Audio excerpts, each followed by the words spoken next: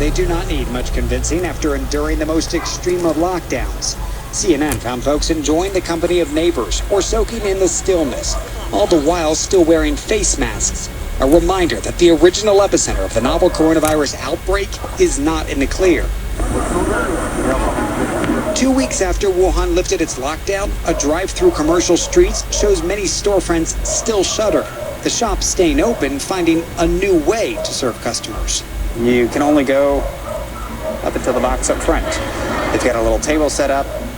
You order with somebody who either comes to the door or you can do it through an app.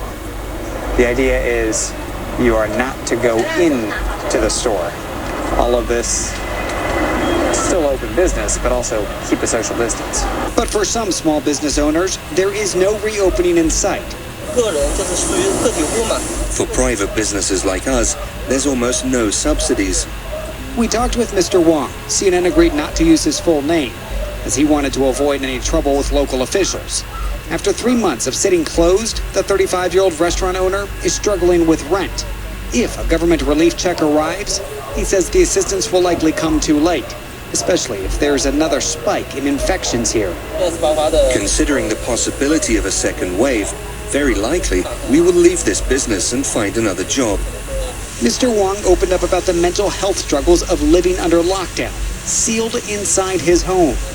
I was actually very scared at that time. When I saw the news that the pandemic was gradually under control, I felt less nervous. When I got bored at home, I just watched TV. I played on my phone and slept. And yet Mr. Wang, like many across the world, also had to deal with news that 3 of his loved ones contracted the virus, one of his extended family members passing away. Of course, we were very sad. We couldn't see him for the last time when he died, or even give him a farewell ceremony. It was a big regret in our hearts. We will go to his grave after the pandemic to hold a simple ceremony for him. Likely thousands of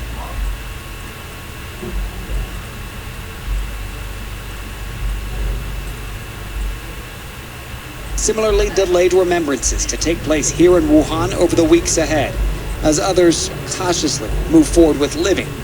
These, the faces of those who endured a harsh lockdown, now navigating their way into an uncertain future. And here we are more than 3 months after the lockdown initially took effect, and you can tell there that folks are still very hesitant to walk back into life as it was prior to the lockdown. And businesses, the ones that will reopen, will do so, as you see, with very different modes of how they operate.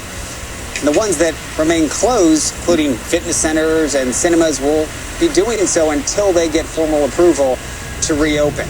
And even once they reopen, many of them are still concerned that the customers will be very reluctant to come back, concerned that they will face that added exposure ahead of what could potentially be a second wave of this outbreak.